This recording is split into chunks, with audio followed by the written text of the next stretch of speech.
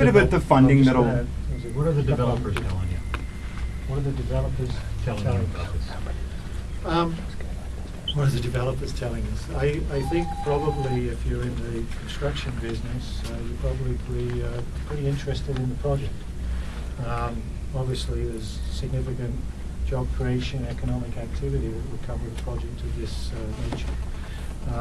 In the broader things, I think people are feeling that the economy in Alberta is improving, and that the perspectives is pretty good in the future. And part of the challenge is you try to take advantage of that when prices are right now are relatively low.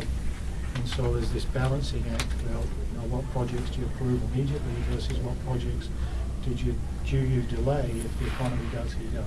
I ask because council has approved projects forever and then they don't go anywhere. Do you have an indication that okay. Once this happens, you're going to start seeing some activity?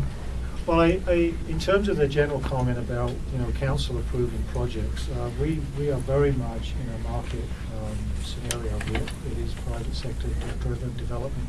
What council provides is the facilitated environment for that development to take place. Council fundamentally doesn't own that. My sense, though, with the arena project is because of the financing model, we're either going to have an agreement that says we're going to get on with it, or we're not.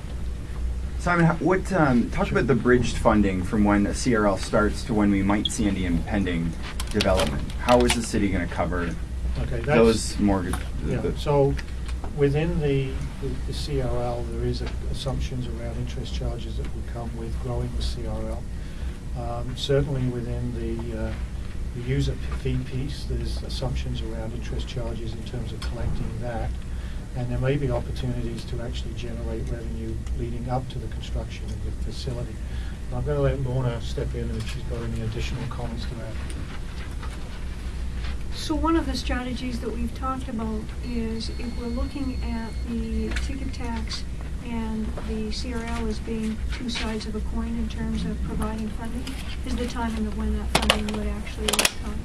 So if we seem to have a little bit of a delay in funding in terms of when the cash starts to flow from the CRL, is there an opportunity to actually take some additional funds from the ticket tax? We're also looking at other methods whereby we can, from a financing perspective, sort of advance some funds and encourage just interest payments that would be charged to the project on an interim basis to be funded from those other sources in terms of either the ticket tax or where we might actually come out and find some other sources of revenue that are currently dedicated in this area and might be redirected. So we're looking at a number of different options. Yeah, sorry, can you explain? I'm not quite clear on how you give the ticket tax to pay off the interest for the loan? So in terms of if we actually were to look at collecting a little bit more than we needed over the first few years, so if we actually looked at collecting the ticket tax, say for example on a percentage basis, which is how it's currently charged, as ticket prices rise, well then that surcharge actually generates more revenue as well.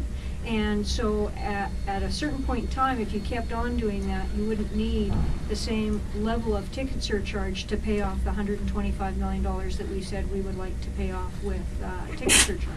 Because if you do it as a percentage, then the gross amount of money that you're going to get is going to continue to rise, whereas your mortgage payment is going to stay constant. And so we can use that then as a balancing if there's going to be a growing period for the CRL. It's going to start here and then it's going to ramp up. And if we actually have that same kind of an effect with the ticket tax, then there's an opportunity to actually do some cash flowing between those two pieces. Can somebody do the math for us? Just $450 million, and how's it going to be paid for? $100 million here, $125 there. Can you just outline that for us? So the material, and I'm just going to, in a sense, repeating what. Sorry, no issue with that. So the Cates Group has committed to put $100 million into the construction of the project. The city's position is that there is an existing ticket surcharge on Oilers tickets and concert tickets today, and there's the ability to run that through on a new arena, and that would generate, at least $125 million. There's an ability to use a CRL to generate from $125 to $160 million within the area that we've described, and we think that we've tried to be reasonably conservative on that number. When you put those together, you're in the $350 to $380 million. As we've indicated before, the city has a perspective around one-time seat licensing. The city has a perspective around provincial and federal engagement in this project. And so that's been sort of the tenure of I suppose, the discussions to date around how do you fund the capital side. What I will comment on is in building an arena for an NHL franchise, it is, certainly from our perspective to date, it's been a case of saying it's really important that, the math work on the capital side of the equation, but it's equally as important that the financial viability of the team is secured by that investment. We don't want to build the team needs to be, sustainable over the, 20 to 30 years. And certainly, we're looking at a long-term location requirement that would come with any construction of a facility. But we're also looking at a model that would see the Oilers' income increase in a new facility to ensure that it remained competitive in the NHL. Because at the end of the day, then everybody wins. Is that why there's some skepticism about the equity seat rights? You mentioned that it could provide some problems for revenue down the road for the team. Yeah, so on the equity condominium seat piece, it's basically a financing model that would use revenue that you would get from those seats over the life of the facility to pay the upfront costs of the facility. And so you could argue, well, you can add another 1,000 seats to do that, and that could be a perspective. Or you could say, well, there's a certain capacity of seats, and therefore if you're going to do that, then you're taking away that income from the facility over the 20 years. So we've tried to express that, and council will think that one through. On the ticket tax, just to make sure I understand it, the current proposal is that the current ticket tax would be transferred essentially to the new facility. Is that assumption correct? That's our basic assumption, yes. Okay, and then in the one of the reports talks about to cover off the CRL before it kicks in, that you have an enhanced, I think that's the phrase, the increased facility improvement fee, which I think is the ticket tax. What sort of increase are you looking at? Well, the concept is, if the Cates Group and council ultimately sign an agreement to proceed, then there's going to be a period of time where there's construction. And in that time, does it make sense to start cash flowing the facility on the existing operations or the existing activity of the Oilers? And that would provide some cash flow. I think you were raising the question around how do you manage the cash flow through time. I'm wondering how much you're looking at specific? So if we assume that we were going to start at, once the facility opened, a certain level of development, which we've assumed in our model, that does generate some revenue, but not nearly enough to pay the CRL, then what we would be looking at is perhaps in addition, an additional 2 to 3%, which would then be able to be decreased over time.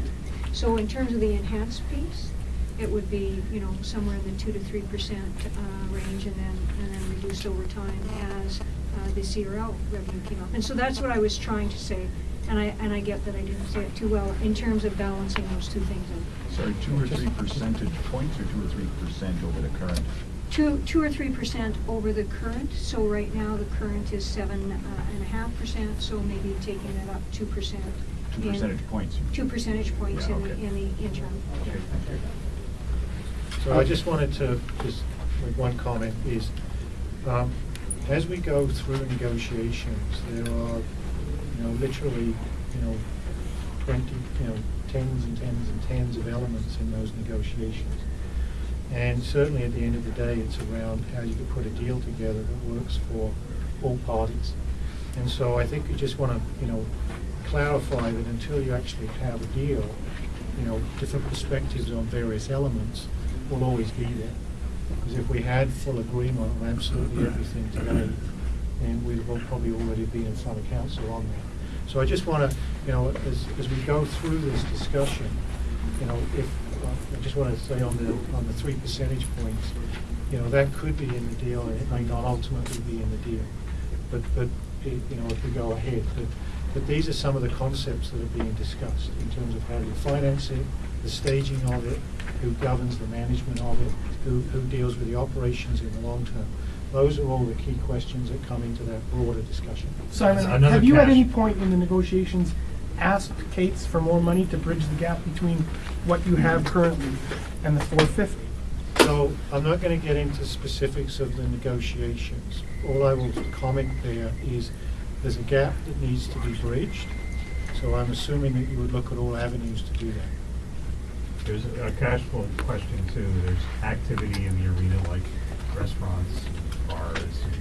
They pay business taxes. There's going to be parking spots that the taxes is $800 a spot.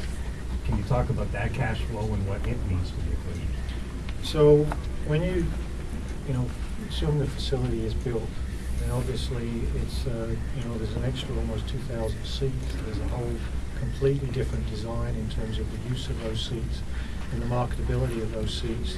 When you talk about the concourses, they would be different. So there is an uplift that would come with the new facility in terms of the mix of seat product, the design of the lower bowl, if you look at new arenas, is a little bit different. So there's an income stream that comes with a new arena in terms of the seats. There's an income stream that comes with a new arena in terms of the concession model. If you look at North America, different arenas are able to generate more concession revenue than others. And it's not just because people in different parts of the city or the country eat more or less. It's totally designed to design. And so there is an opportunity to increase the income with a new arena. Within that, there will be elements that legislatively are taxed. And so we will need to deal with that. That's a part of the equation. And, and in the existing arena, there are pieces that are currently taxed. It's not a large amount, but they are currently taxed. Aside from the tax, the revenue from the concessions, that sort of thing, the city still wants to have that. So I think we've been pretty consistent with this in terms of our presentations to council, is this is about looking at a model that funds a capital project successfully. It's also about a model that ensures that activity is taking place in that arena over the 20 to 30 years plus life of the arena. And part of that is that the major tenant is financially successful in the operating model. So if you look at arenas around North America, you can pick up in terms of where parking revenue goes, where concession revenue goes, where seat revenue goes. That's all part of a negotiated process. And that's all part of the big picture.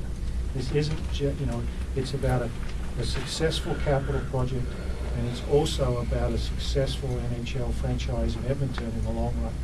And it's also about, high quality concert business, et cetera, et cetera, et cetera, providing service to residents in the long run as well. So are you in a position where you can be able to recommend to council next week some sort of deal or tentative deal?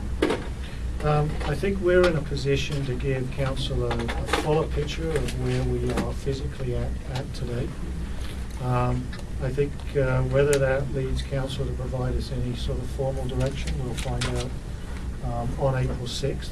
That's their prerogative, that's their discussion, that's their assessment. This is a complex issue. We even just describing some of the elements just now. There's a multitude of elements that come into play with a project of this scale. When you take the arena plus the associated commercial development, this is city shaping. And so it's not something that you want to just resolve in a 3 or 4 week period. Simon, can you talk a bit about generalities about the start date of CRLs? I mean, is it the date council says the arena is good to go? Is it the date the shovel goes into the ground? Is it the date the arena's done? Okay. I mean, when does that start? So the CRL is actually, if council says we're interested in having a CRL, there's then a whole process with the provincial government around bringing a CRL. The province actually owns the decision ultimately because it affects them. Once the CRL is in place, you actually have control about when you trigger the start date. But once you trigger the start date, then there's a 20-year period in which the CRL is active, and at the end of that date, it disappears. What does the city currently take in taxes from that right now? I think we added it up as about $2 million over the last 10 years combined. Is that correct? 2 million over 10 years? No, that would be in the immediate area around the arena. So in actual fact, the arena property itself has generated about $2.5 million over 10 years. So that big parking lot around the casino. This current. In terms of this, Yeah. no, I don't have that information here for you today, but I can get that for you.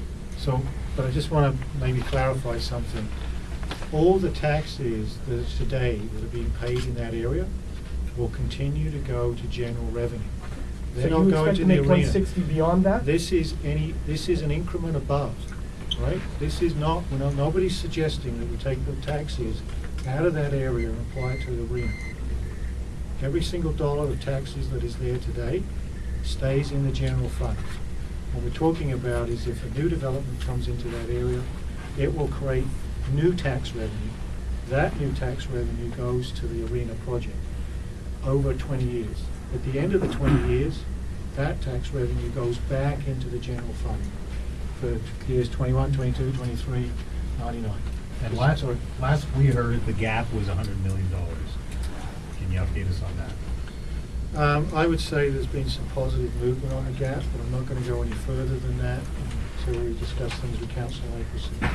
Now, in terms of the timeline, in the community benefits report, there's a suggestion of public hearings through the summer. Can you walk us through, I mean, is that a proposal to council, or how?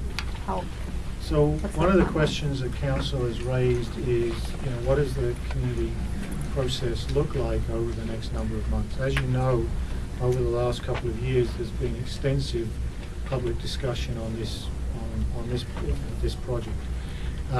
There are some legislative requirements as it relates to the CRL. There would be legislative requirements in terms of borrowing. So the question ultimately that we will have, or discussion with council, is if to go ahead with the project is do they consider that all the work that's been done historically constitutes legitimate public process? Do they want more? Do they want less? But they are going to be required, if they go forward, to certainly meet those legislative requirements. So there has to be a public hearing on the CRL? Yes? Does there have to be a and, public hearing on what else? Because some of these are labeled as non-statutory. Mainly the CRL, but certainly, I think our sense is council will, may have further requirements around that, but I don't have the specifics.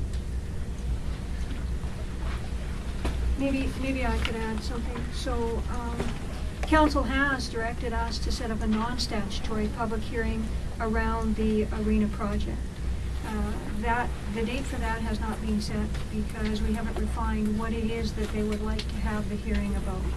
And so, depending on the direction that we get on the 6th, we may get more direction with respect to that, and then we'll be able to actually set a date for a non-statutory public hearing about the arena project.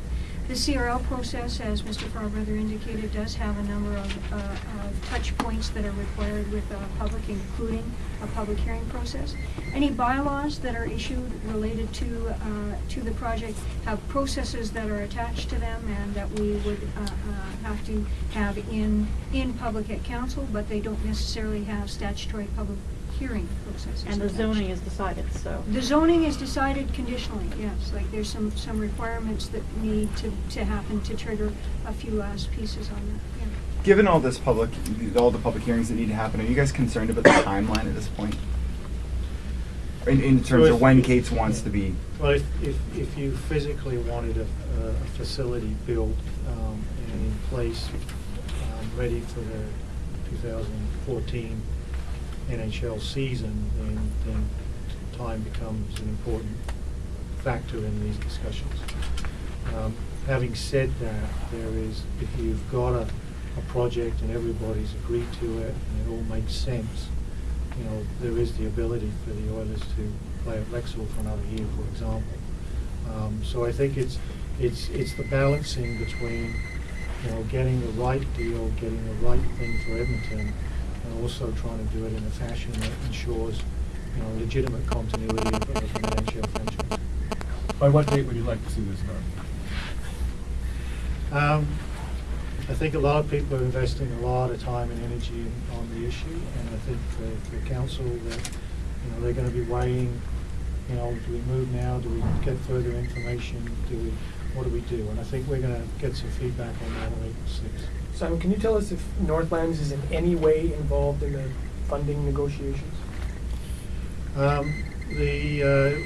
The city, we continue to have sort of discussions and connections with Northlands. The direction that we have from council is negotiated to look at a negotiation with the Cates Group. The interrelationship between the Cates Group and Northlands is their discussion. And just to clarify from my background, I forgot, Sure. how much did we take in a ticket tax in the last fiscal year, and where did that money go? Okay, well, actually, I knew you got the last question wrong, so I'm going to make sure. Thanks. So what we took in the last fiscal year was a little more than $7 million. And that money actually went to support operations at Northlands. So does it go to Northlands, or is it city money that you? No, piece of it goes, the piece that's generated on the contract business goes to Northlands, and the piece that's generated on the Oilers business goes to, currently to the Oilers. So how much did Northlands get at the $7 million? A little less than 3. Which is I think that what you would anticipate, given that while there's probably 50% more non-hockey events, the ticket prices for the hockey events tend to be on average higher for the hockey events than they are for the non-hockey events. So to make your funding model work, how much do you need to take in ticket tax a year to hit that? Approximately $9.5 million. Do you forecast hitting it based on bigger rink, higher prices? Yes. Okay, thanks everyone. I think that's good. Okay, thanks very much. That's it for now. I just have to Lauren.